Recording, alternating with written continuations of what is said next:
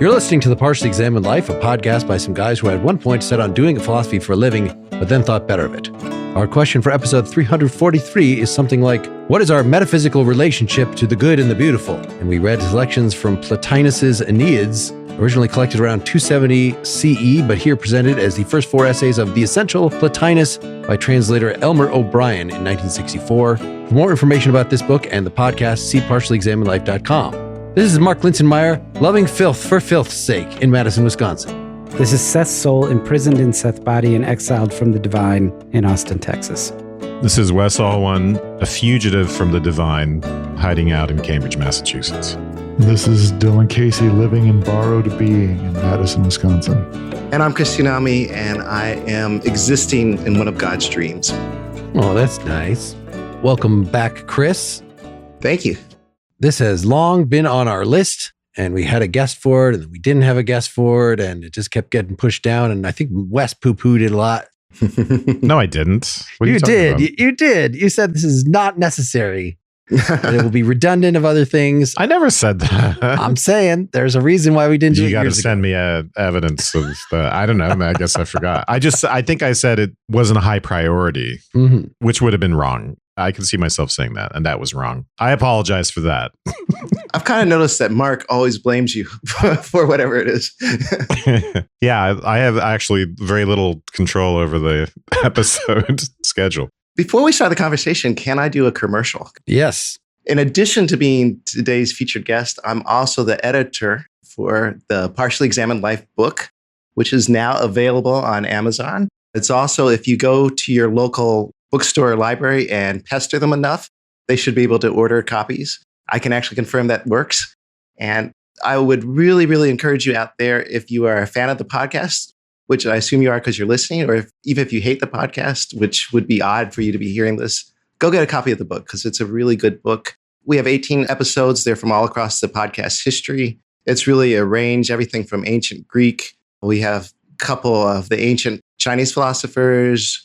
We've got some modern American philosophers, including some underrepresented philosophers, some of the Black American philosophy tradition, which I don't think we get enough of. And then also, special bonus, something that you are not going to get anywhere else. There are childhood pictures of many of the hosts of this podcast, although not Seth, because Seth did not share any childhood pictures. But if you want to see what Mark and Wes and Dylan looked like in childhood, this is probably your only chance to do that. And if that's not incentive enough, I don't know what is. Yeah, I don't have any pictures of my childhood because I sprang full grown from the head of Athena. Yes, as all true philosophers should. All right, so let's hear some commercials for Plotinus. I know that he was very historically important, but he also did not even see himself as innovating. He just thought he was a Platonist. Interestingly, though, he also saw Aristotle as a Platonist. So we see some stuff informed by a recent Aristotle's metaphysics discussion spilling in here, that there's some discussion of like, oh, there's Plato versus Empedocles versus Heraclitus. But for the most part, it's just, this is my system. This is the way it is. This is what has been inherited from the Platonic tradition. But I guess Plotinus is seen as the first of the Neo-Platonists, a name given much later.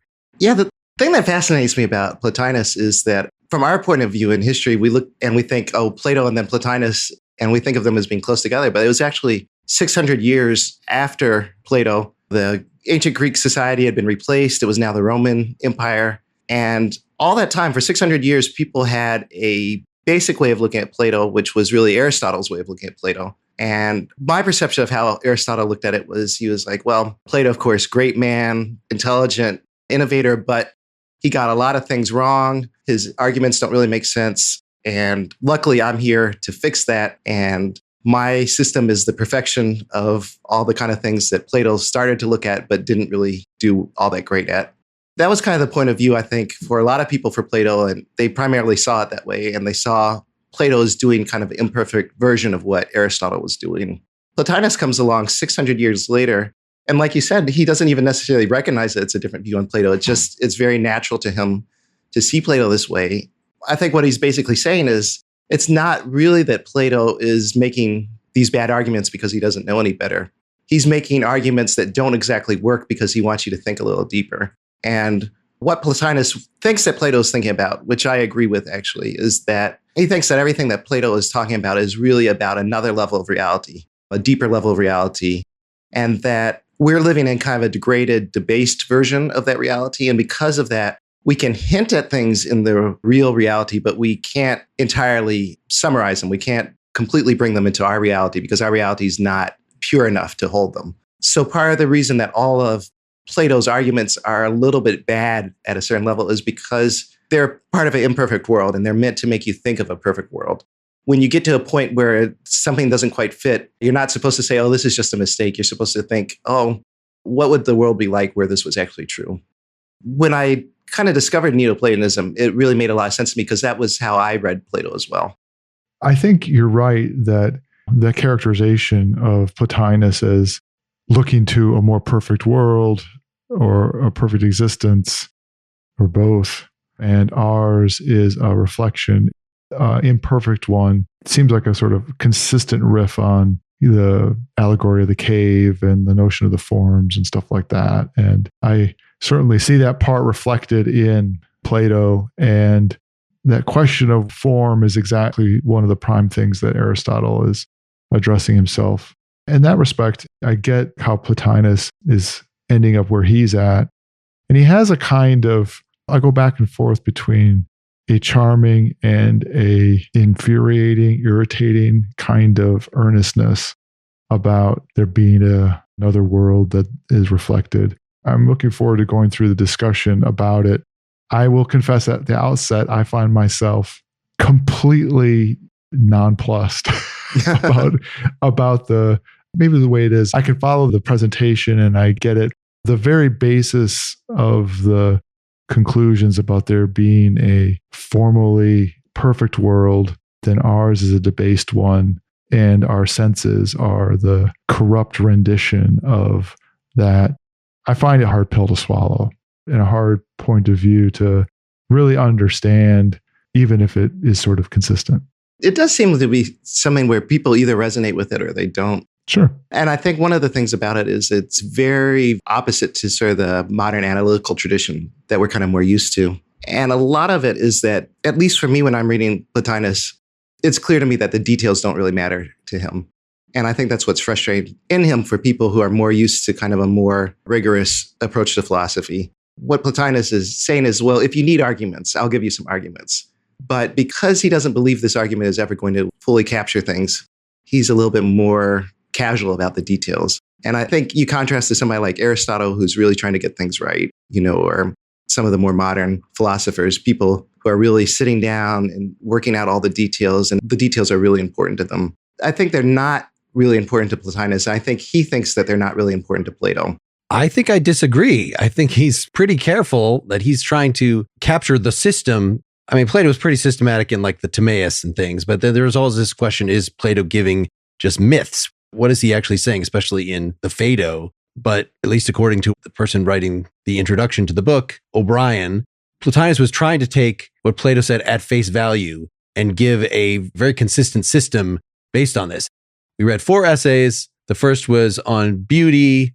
The second was called The Intelligence, the Ideas, and Being. And that one in particular, I thought was very careful about trying to distinguish these levels that will be sort of familiar both from the Timaeus, and we actually read one other Neo-Platonist, Ficino, but he was from the Renaissance, right? 1470 something, way, way later, but still had these similar ideas. Plotinus was not a Christian. And he was a translator of Plotinus and explicitly an expositor of Plotinus. Yep. And these ideas of there being something that stands in for God, which is just called the one here. And then it's not just that, and then down to mortal things and try to look up toward God. There's like a few distinct steps in between. And even though we can't literally know anything about the one because it's beyond all categorization, we have to use negative theology. We can say what the one is not, but we can't say what the one is. But the intelligence, capital I, the soul, capital S, the soul of the world, these other intermediate things, the human soul, we can actually say quite a lot about those things. And we need to use reason to get us up most of the way before we then have to use intellectual intuition or something like that to gaze the last bit to the actual divine. But we have to use dialectic. We have to use reason. We have to be very precise actually lay out a system to get almost up there. Yeah, I'm not even sure. Does he call it intellectual intuition?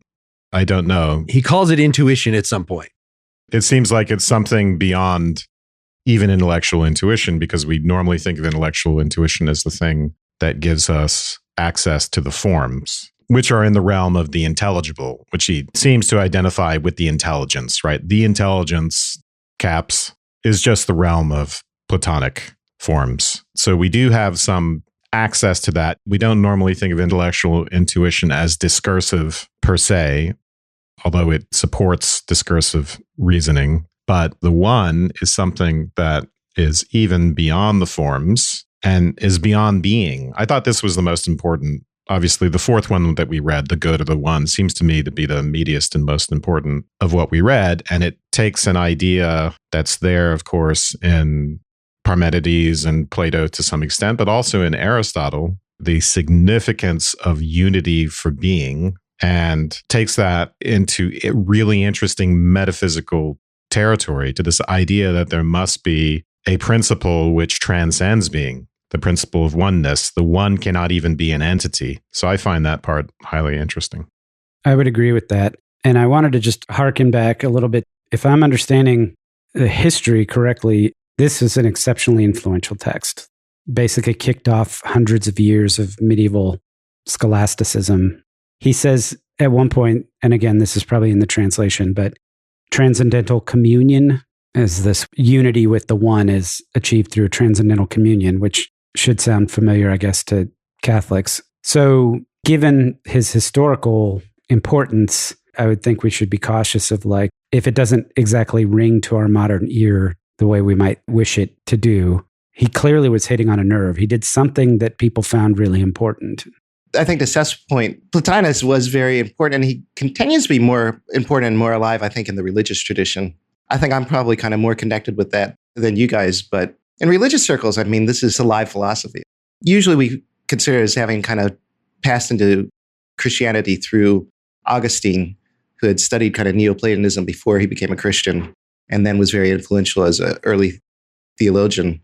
The other thing I wanted to kind of say that also goes along with what Seth was saying is that the things I was saying about Plotinus not caring so much about the details, which I understand Mark's pushback on that, but for me, that's not a bad thing.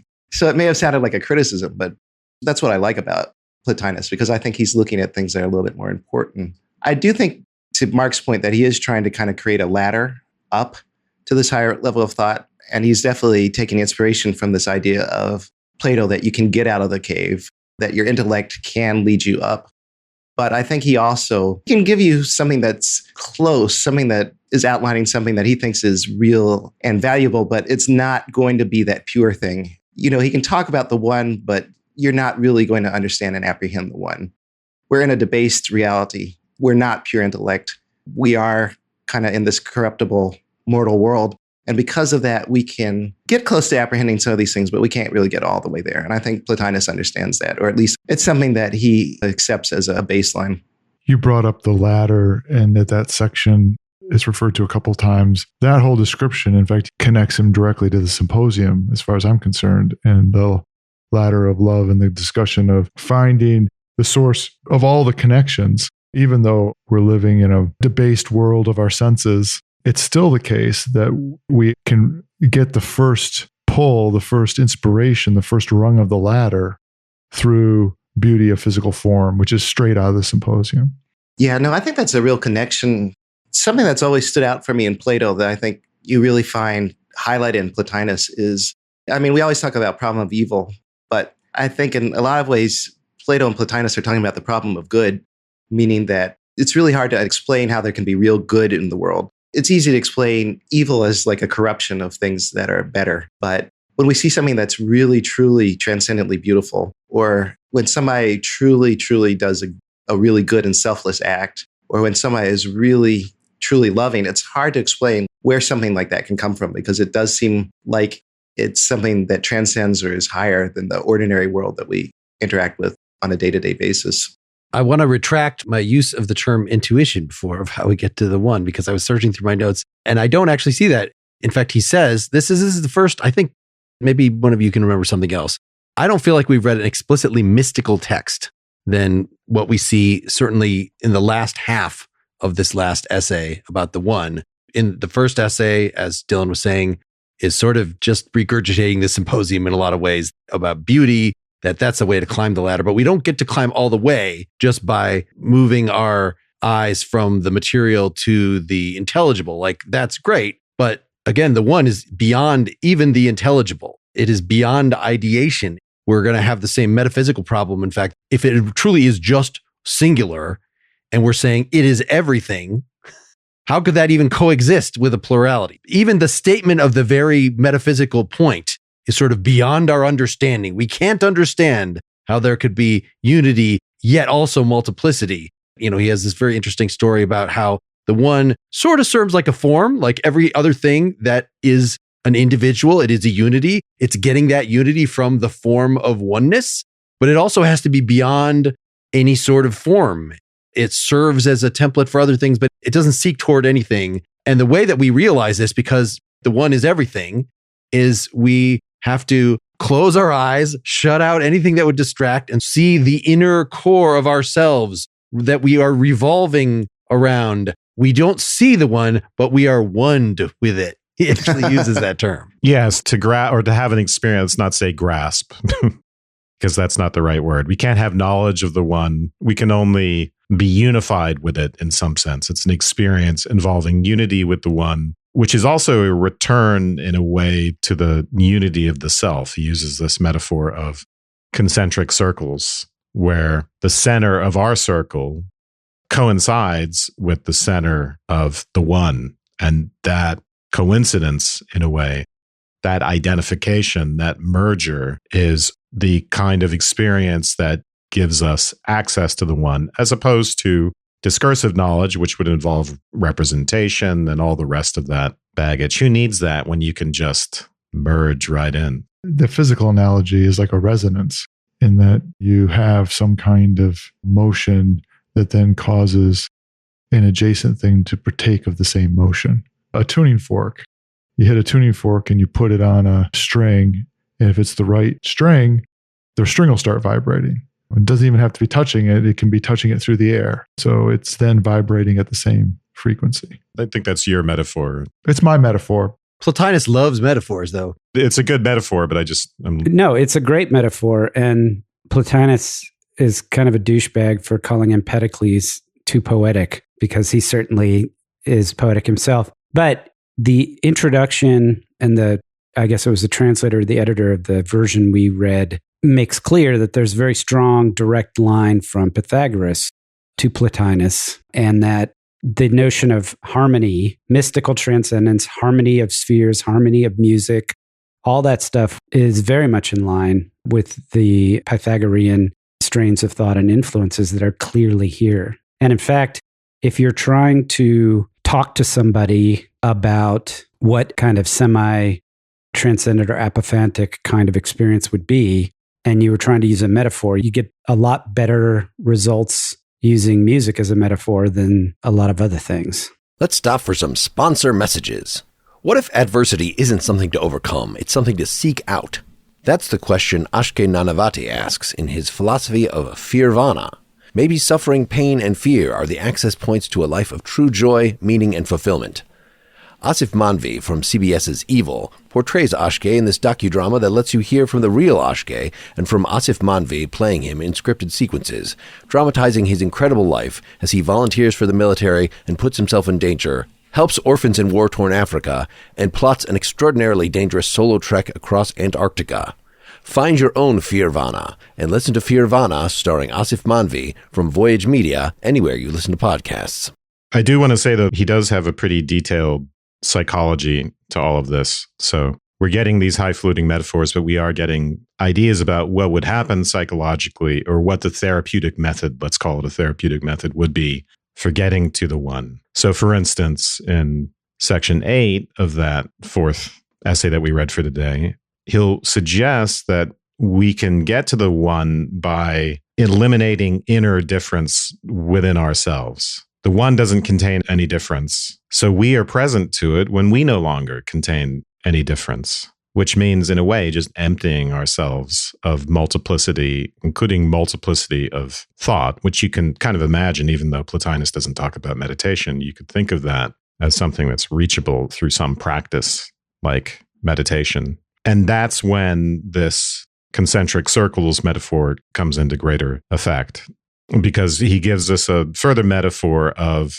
kind of dancing around. Well, first of all, we move around this center that we're always aspiring to, even though we've fallen into the realm of the material. We're always aspiring to this center of the one. And it remains our center whether we look or not. But when we do look, we have this sense of completion and dance around it. And I want to also say it is our formative principle. So it's important to remember that when we do make this return to the one, we are returning, in a sense, to our foundation as beings. It's transcendental in the sense of transcending even being. So it's a being transcending formative principle that we're reuniting with. Return to the source. It's so cool that we just did Zhuangzi.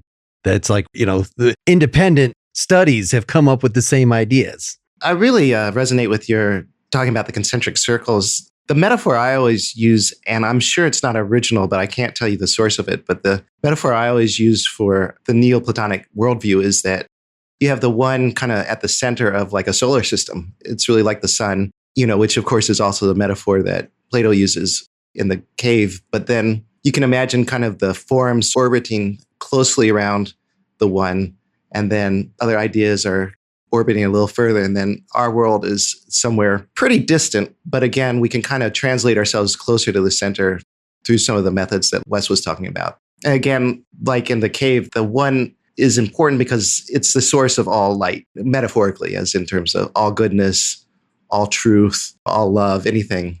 And anytime that we are loving or truthful or whatever it is, we're reflecting that source. So in some ways, we can talk about what we were talking about before, kind of traveling back to the source. And I think that is one way Plotinus looks at it. But we can also look at it as we're reflecting the source, or we're channeling it into the world that we live in. So this is where the whole metaphysical question of how this source works, how it creates anything. Ultimately, I don't think it makes any sense.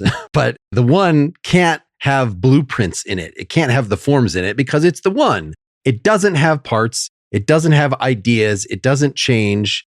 It just emits like rays from this everlasting source to the intelligence. And the intelligence is what actually has the forms in it. If you were like, what does Plato mean by the forms? What are these things? Is there a form for mud? Plotinus actually answers all these questions, that it's sort of like there's a big mind. So what you might have thought was the mind of God, well, the one can't have thoughts.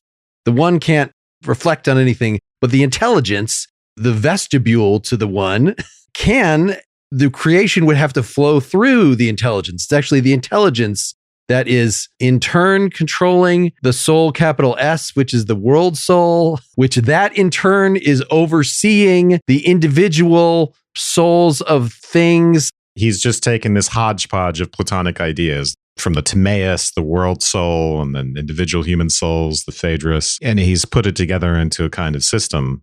It's really not there in this form in Plato. And the other thing he's done is he's kind of grafted on Aristotelian ideas. So the intelligence in some ways looks a little bit like the unmoved mover. Remember Aristotle's complaint? How are all these static forms going to cause anything in the world? There is a little bit of dynamism in this world of the intelligence, including, it sounds like, thought as an activity. I think that's why he wants to call it the intelligence, this realm of the forms.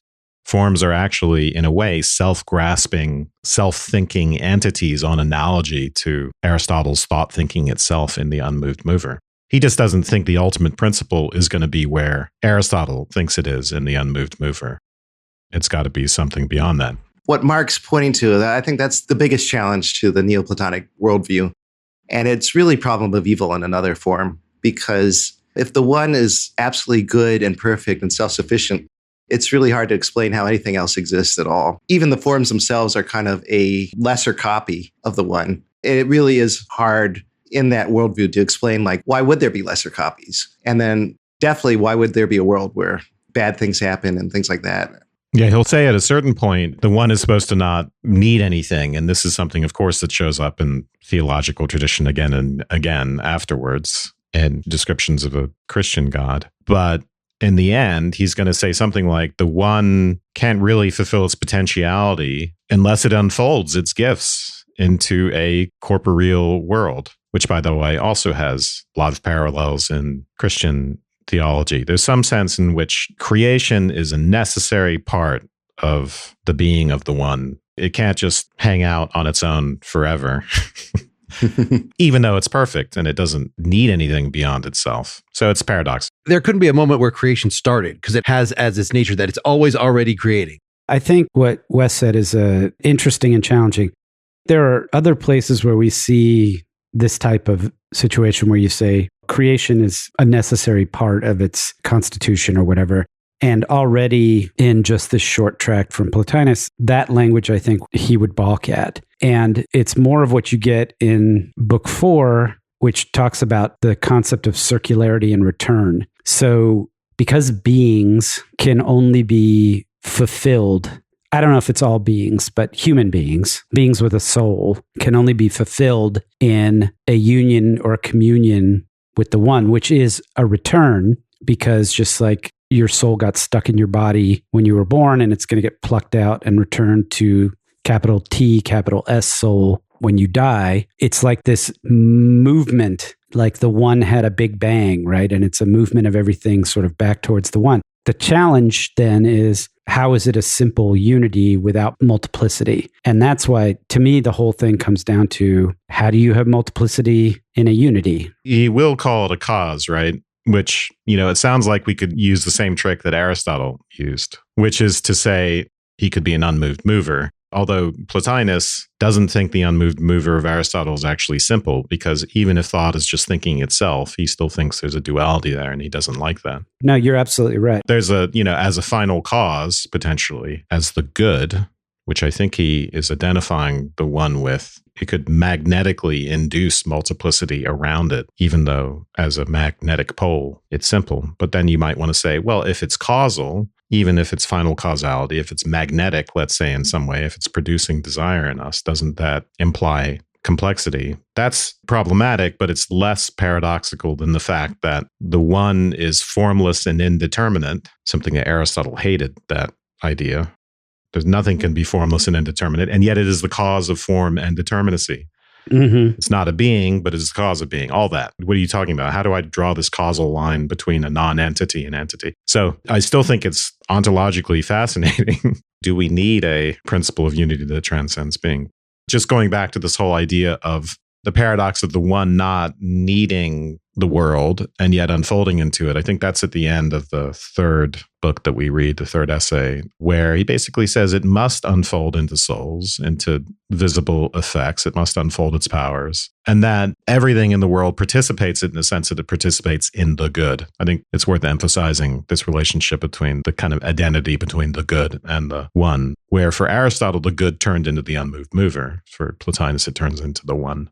Wes, you had said something a couple minutes ago that I wanted to give just a little bit of pushback on, which is you had talked about Plotinus putting together a hodgepodge of Plato's ideas and systems. And I can definitely understand why it looks like that. And maybe there's an argument for it. But I think what we really have to understand is from the Neo-Platonic point of view, or from Plotinus's point of view, Plato is always talking about the same thing. He's just choosing different metaphors to talk about it with. And sometimes the things he's talking about sound very different, but it's because he has very different audiences that he's talking to. So one day Plato's talking to a group of politicians, so he talks about the Republic. Another day he's talking to a group of artists, so he's talking about the stuff in the symposium. Another day he's talking to a lawyer, so he's talking about legal systems and so forth. But really, ultimately, I think from the Neoplatonic point of view, Plato's really always telling the same story over and over again. It's just he's choosing different metaphors each time based on his audience. So for Plotinus, I don't think he feels like he's putting together a hodgepodge of ideas. He's just borrowing from different metaphors, but illuminating the same thing.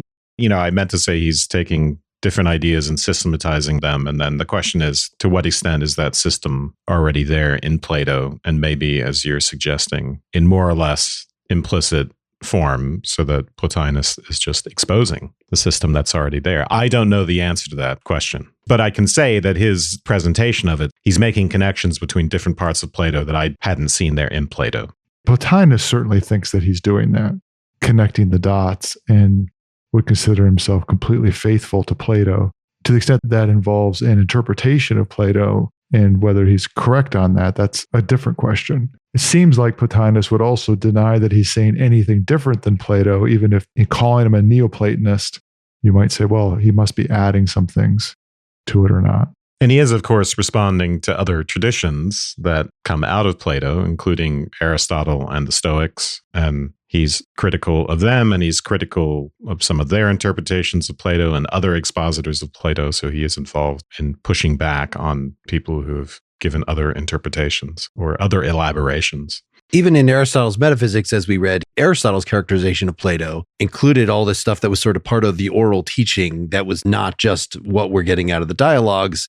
And it seemed like it was taken, even at the time, as a much more coherent whole.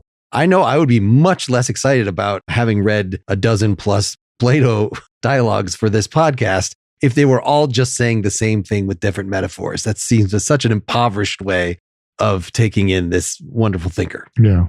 That's what kind of defines if you're a Neo-Platonist or not. If you are a Neo-Platonist, then it makes sense to you that that's the way things are. And it makes sense to you that that's the way you take Plato. And then you do think that Plotinus is talking about what Plato was talking about. But if you reject that, then I think you're just not a Neo-Platonist. You're somebody who takes a different point of view on Plato. So it will be where Aristotle might be pushing back on it, and the kind of thing that when I read Plotinus and when I read Plato, I have to find myself wondering about how much of I should take with a grain of salt or not, is the question of the necessity of fallenness and perfection that we are a reflection of. So in Plato, that comes in from the idea you have forms because you have to have forms as the source for all variation. The fact that you have form is the source for which everything in its multiplicity and its deviation, you don't necessarily get straight from that the notion of corruption. And Aristotle makes generation and corruption, that would be the translation of it, or the notion of variation amongst a form, as being just another way of being, and sort of solves the unifying principle for organic beings through potentiality rather than through form. So I guess it's just sort of there in Plotinus, this notion that somehow metaphysically we have to have a notion of perfection out of which we generate everything else. And I guess the unifying story is that everything else in being less than perfect, now we get down to everything else is fallen from it. Everything else is a corrupt version. In some ways, the entire sense world is debased and evil. To me, it's worth unfolding a little bit about both what the impetus or what I guess the metaphysical need for that is. Should we get into the descent of the soul, the third one? Maybe that's the place for it, yeah. To start on that, you had referred to that, Wes, in the context of why does the one become many? And I don't think that Descent to the Soul article actually gets also all the way up to the one. It's just that at the level of the forms of the abstract, the soul itself, whether you're talking about the individual souls or the world soul, are both sort of intermediate entities. They could persist, just hang out in the world of the forms. So this is part of a different way of asking why is there evil, right? Is why would they deign to become embodied when he just says, following what he reads in Plato, that being embodied is just so evil. There's no upside to it, seemingly, is why would you do it? And I think, Wes, that's what you had said before, is that, well, it's almost like reverse Hegel. For Hegel's system, you don't become actualized until a thing knows itself, until it ascends to absolute knowledge. Here, for something to know itself, it has to go down from mere potentiality and actualize itself as a thing in the material world, as grubby as that is. Yes, there are places where he makes the one sound like something like Aristotelian potentiality and calls it dynamic, which I assume is dunamis. But in any case, the way he starts out this essay, so he asks the question, why did the soul descend into the body? And then he kind of snipes at Heraclitus and Empedocles. And then he says something interesting, which is that Plato was kind of conflicted on the issue. Plato does hold the body in low esteem and says the soul is enchained in the body and the body is like a prison. And the Phaedrus does tell us, he gives us a story about why the soul loses its wings and comes down into bodies, including because people have been judged negatively for the way they've lived in past lives, I guess. But then he pivots to the Timaeus and he says, but the Timaeus says in a way, well, I think it's the way it's put is you don't complete things until you put the realm of the intelligible into the realm of sense. It's like the intelligible is gifting form to matter.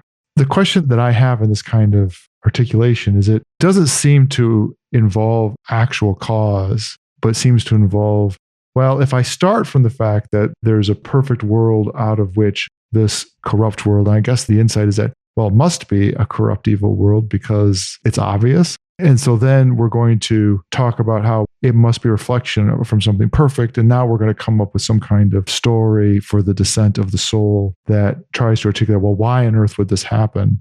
And it must be because it's somehow part of its actualization. That process needs to be an unfolding of the one. Ultimately, is an unfolding of the one. But it strikes me as an interesting point of view to start with. Maybe it's just variation that then turns into the moral judgment of variation is equal to evil because we don't have unity or eternality. Are you asking the question of why materiality and the bodily are considered evil? Well, that would be one version of the question. I think the basic idea is, right, our physicality, our desires lead us to do a lot of evil things. Beyond the fact that our embodiment makes us susceptible to all sorts of ailments, including finally death. There's the problem of desire. And we're basically taking the notion of pain as being the indicator. It's not just the element of pain. It just makes it possible, right, for people to be spiritually deformed, of poor character, in a way that, for instance, if you compare us to animals, for the most part, animals aren't even capable of having bad character. You can't even say that asshole, my cat, my selfish cat. My cat is very selfish, but I could never call her an asshole. She's not of poor character. She's exactly as a cat should be. But human beings can be not as they should be. And that seems to have something to do with the conflict between this spiritual or rational part, if you want to call it that, and the physical. Maybe this is the destination, not the question, but in the Platonic worldview, the one or the ideal of good, if you're talking about actual Plato, that's the standard for everything that's most good. And anything that deviates from that is less good. So the further you get away from it, the less good it is. So it's built into the system, basically, that you have a top point and everything else is below that. Everything else is a deficiency. We were talking a little bit about Aristotle. I think that's really the difference. There's that famous picture, of course, of Plato pointing up and Aristotle pointing down. And for Aristotle, I think there's much more of a sense of we can reach ideals in the physical world, and that the physical world isn't necessarily bad. It's just some things are not reaching their potential and other things are. For Plotinus, and if you accept his read of Plato, the material world is corrupt basically because it's not the one. That's how we know it's corrupt. I think before we break, I want to reemphasize that this section 1 of the Descent of the Soul suggests that Plato is ambivalent. On the one hand, he has a low opinion of the body, but the very last paragraph is worth reading because it invokes the Timaeus. Yet, treating of the sense world in the Timaeus, he praises it and calls it a blessed God, and contends the soul was given it by the goodness of the demiurge, so that the sum of things might be possessed of intelligence, which without the soul it could not be. The soul of each of us is dispatched hither for the same reason. If the realm of sense is to be complete, it is necessary that it contain as many kinds of living beings as does the intelligible realm, which sounds like a concept of plenitude is at work, or the great chain of being. That's a little bit different from an argument that will come up later on in this book, which is more about not what the realm of sense needs, but what the one is disposed to do, which is to overflow and share its gifts. That seems like a good place to wrap up part 1. Let us proceed more on this. Obviously, we have a lot more to say about the introduction of evil. Why should we even have matter at all? Let alone why should the soul descend into it? If everything comes out of the one, how does that work? Please come back. If you're a Partially Examined Life supporter, you can probably get that right now. Part 2 at partiallyexaminedlife.com/support. If not, just see you next week. Bye-bye, everybody.